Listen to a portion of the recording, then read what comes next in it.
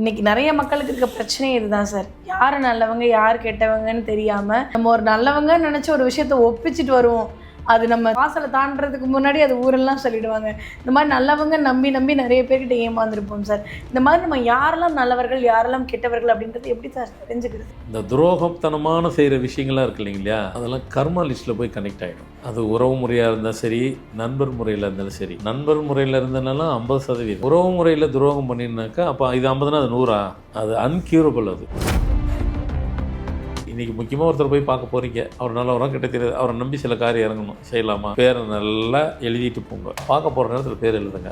யாரை பார்க்க போகிறீங்களோ அந்த பேரை உங்கள் மொபைலில் ஸ்டோர் பண்ணிடுங்க. வேறு ஃபோன்லாம் பேசாதீங்க. அவரை போய் நேராக சந்திங்க. இங்கே எங்கே கனெக்டிவிட்டி எப்படி வேலை செய்யுதுன்னு பாருங்கள். நீங்கள் இதை செஞ்சுட்டு அங்கே போய் பார்த்தீங்கன்னாக்கா அவருடைய ஆக்ஷன் ரியாக்ஷன் பாருங்கள், கண்டிப்பாக மாறுபடும், வேறுபடும். ரெஸ்ட்லெஸ்ஸாக இருப்பார். இன்னொன்று வந்துட்டு தேவையில்லாமலாம் பேசுவார். தேவையில்லாத நீங்கள் எதோ பேச வந்தீங்களோ அதை பேச மாட்டார். கனெக்டிவிட்டி எல்லாம் பேசுவார். அப்படின்னா உங்களோட அவர் கனெக்ட் ஆகலைன்னு அர்த்தம். உங்கள் சப்ஜெக்ட்டுக்கு அவர் கனெக்ட் ஆகலைன்னு அர்த்தம். ஈஸியாக ஐடென்டிஃபை பண்ணிடலாம், வெளியே வந்துடலாம்.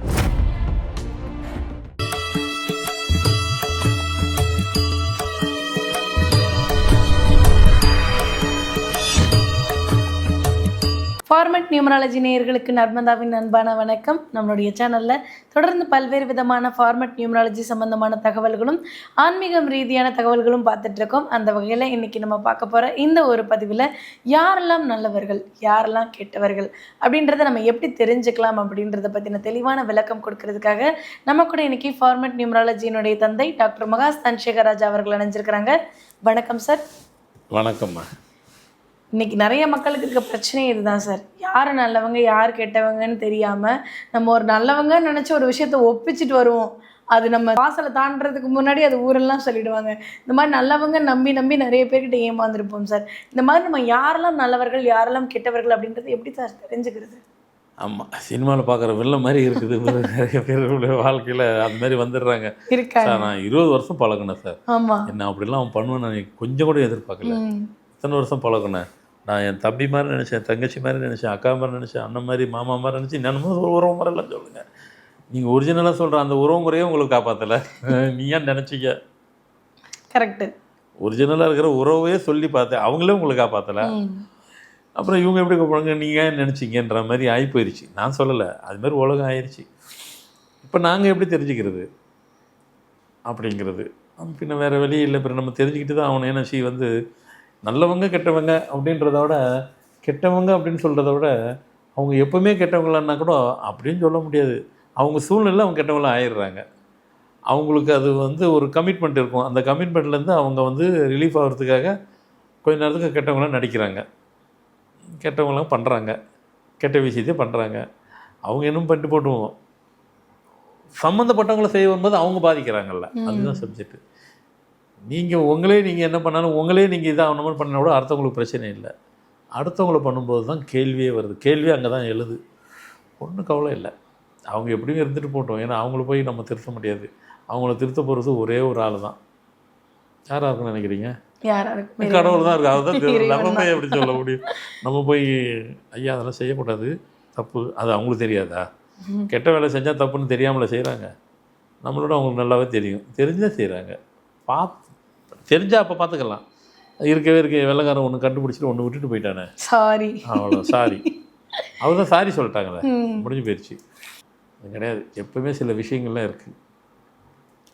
இந்த துரோகத்தனமான செய்கிற விஷயங்கள்லாம் இருக்குது இல்லைங்களா, அதெல்லாம் கர்மா லிஸ்ட்டில் போய் கனெக்ட் ஆகிடும். அது உறவு முறையாக இருந்தாலும் சரி, நண்பர் முறையில் இருந்தாலும் சரி.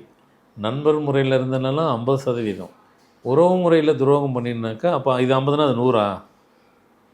அது அன்கியூரபிள். அது அதனால தான் வந்துட்டு இந்த அண்ணன் தம்பிங்க உறவில் வந்துட்டு இந்த சொத்து ஏமாற்றுவாங்க இல்லைங்களா, அதெல்லாம் வந்துட்டு அவங்கள வந்து சொத்தை ஏமாத்துறதுக்காக வந்து இருக்கிறதுலே ரொம்ப நல்ல மாதிரிலாம் பேசி கீசி பண்ணி நம்ப வச்சு அதெல்லாம் வந்து பார்த்திங்கனாக்கா அது அவங்க அந்த கர்மா வந்து அவங்க தீர்க்கவே முடியாது, எதுலையுமே கழிக்க முடியாது.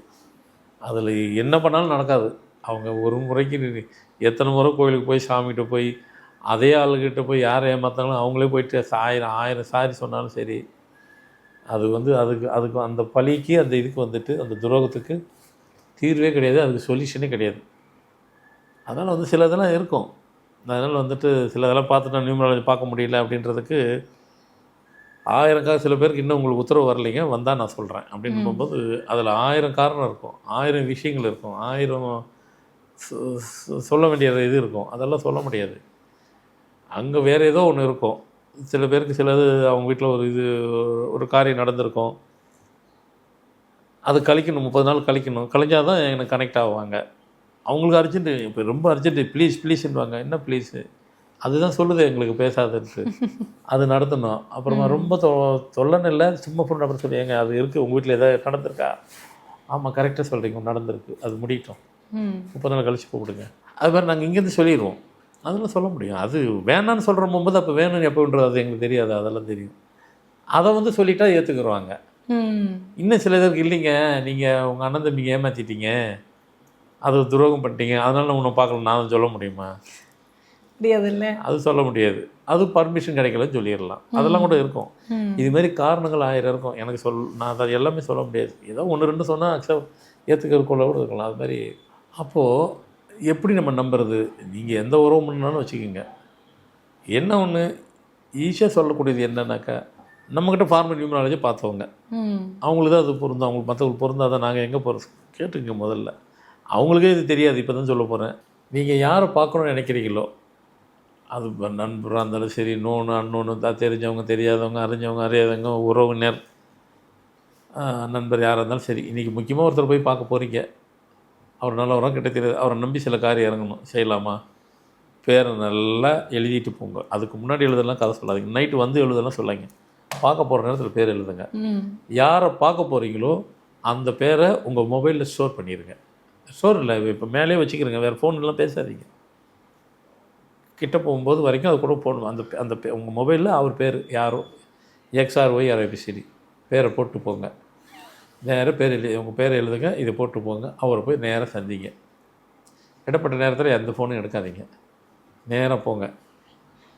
இங்கே எங்கே கனெக்டிவிட்டி எப்படி வேலை செய்யுதுன்னு பாருங்கள். அவர் பேர் ஏதோ ஒரு பேர், நான் இப்போ எதனா ஒரு பேரை சொன்னதுக்கப்புறம் நீங்கள் எதாவது தப்பாக நினச்சிடுவீங்க. அதனால் அந்த பேரையே சொல்லலை, யாரோ ஒருத்தர் எக்ஸு, அவரை போய் பார்க்குறீங்க.